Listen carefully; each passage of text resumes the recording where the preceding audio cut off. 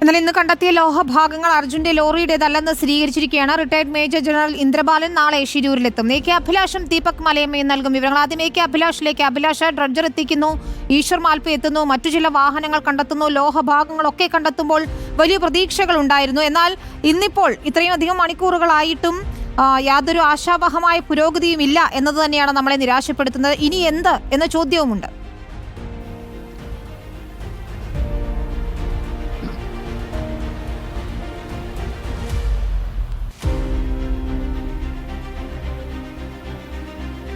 വിനീത, ഷിരൂർ ദൗത്യത്തിന്റെ മൂന്നാം ഘട്ടത്തിലെ മൂന്നാം ദിവസത്തെ ദൗത്യം അവസാനിക്കുമ്പോൾ അപ്രതീക്ഷിതമായി ഒന്നും സംഭവിച്ചിട്ടില്ല എന്നുള്ളതാണ് ഏറ്റവും പ്രധാനപ്പെട്ട കാര്യം.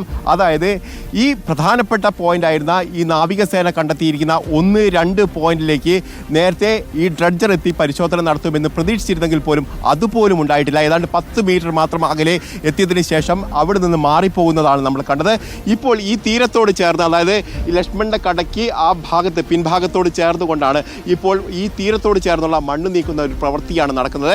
പ്രധാനമായും ഇന്ന് ഈ നീരൊഴുക്ക് കുറയുന്ന ഒരു സമയത്ത്, അതായത് വേലി ഇറക്കം വരുന്ന സമയത്ത് ഈ പോയിന്റിൽ കൃത്യമായി പരിശോധന നടത്തുമെന്നുള്ള പ്രതീക്ഷ തന്നെയായിരുന്നു ഉണ്ടായിരുന്നത്. പക്ഷേ അതുണ്ടായില്ല. അതോടൊപ്പം തന്നെ കൂടുതൽ പരിശോധനയിലേക്ക് തീരമേഖല കേന്ദ്രീകരിച്ചുള്ള ഒരു തെരച്ചിലേക്കാണ് ഇപ്പോൾ കടന്നിരിക്കുന്നത്. ഏതാണ്ട് അല്പസമയങ്ങൾക്കകം തന്നെ ഇരുട്ട് വീഴും. അപ്പോൾ തന്നെ ഈ ഡ്രഡ്ജറിന്റെ ഇന്നത്തെ ദൗത്യം പൂർണ്ണമായും അവസാനിപ്പിക്കുമെന്ന് തന്നെയാണ് നമുക്ക് മനസ്സിലാക്കാൻ കഴിയും. ഏതാണ്ട് അവസാനിപ്പിച്ചു എന്ന് തന്നെയാണ് നമുക്ക് തോന്നുന്നത്.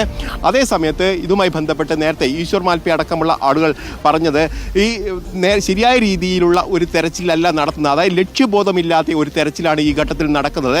ഒരു തരത്തിലുള്ള ഏകോപനവും ഉണ്ടായിട്ടില്ല എന്നുള്ള കാര്യം ആരോപിച്ചുകൊണ്ട് തന്നെയാണ് അദ്ദേഹം മാറിപ്പോകുന്നത്. പ്രധാനമായും ജില്ലാ ഭരണകൂടവുമായി ബന്ധപ്പെട്ട് ചില അഭിപ്രായ ഭിന്നത രൂക്ഷമായതോടുകൂടി തന്നെ അദ്ദേഹം ഈ ദൗത്യത്തിൽ നിന്ന് പിൻവാങ്ങിയ ഒരു സ്ഥിതിയാണ് കണ്ടത്. ഏതായാലും ഈശ്വർ മാൽപ്പെ അവിടെ നിൽക്കട്ടെ. മറ്റുള്ള കാര്യങ്ങളിലേക്ക്, അതായത് ഈ പുഴയുടെ അടിത്തട്ടിൽ പരിശോധന നടത്താൻ കഴിയുന്ന സംവിധാനങ്ങൾ ഇപ്പോൾ തന്നെ നിലവിലുണ്ട്. അതായത് അവരുടെ സ്കൂബ ഡൈവേഴ്സ് ഉണ്ട്. ആ സ്കൂബ ഡൈവേഴ്സ് ഒരു പ്രാവശ്യം ആ മേഖല കേന്ദ്രീകരിച്ച് തെരച്ചിൽ നടത്തിയത് നമ്മൾ കണ്ടു. പക്ഷേ പിന്നീട് അതിൻ്റെ ഭാഗത്തേക്ക് തന്നെ പോകാതെ അവിടെ നിന്ന് ഡ്രഡ്ജർ പിൻവാങ്ങുന്നതാണ് നമ്മൾ കാണാൻ കഴിയുന്നത്. അത് തീർത്തും അപ്രതീക്ഷിതം എന്ന് വേണം പറയാൻ. കാരണം കാർവാർ MLA അടക്കമുള്ള ആളുകളുണ്ട്. അതോടൊപ്പം തന്നെ ജില്ലാ കളക്ടറുള്ള അടക്കമുള്ള ആളുകൾ ഇവിടെ എത്തുകയും ഈ തെരച്ചിൽ പൂർണ്ണ തോതിൽ തന്നെ മുന്നോട്ട് പോകുമെന്ന് ഉറപ്പ് നൽകിയതിന് ശേഷമാണ് ഈ സംഭവം ഉണ്ടായിരിക്കുന്നത്.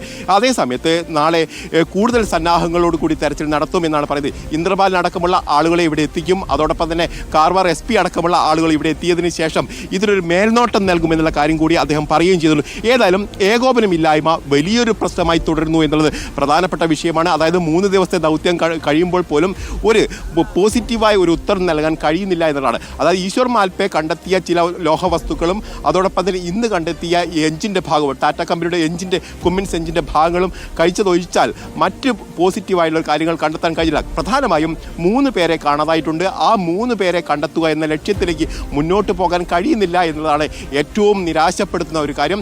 ഏതായാലും നാളെ ഇന്ദ്രബാലൻ എത്തുന്നതോട് കൂടി തന്നെ കൂടുതൽ തെരച്ചിലേക്ക്, അതായത് സ്പോട്ട് കേന്ദ്രീകരിച്ച് കൂടുതൽ വിശദാംശങ്ങളിലേക്ക് കടക്കാൻ കഴിയുമെന്നാണ് പ്രതീക്ഷിക്കുന്നത്.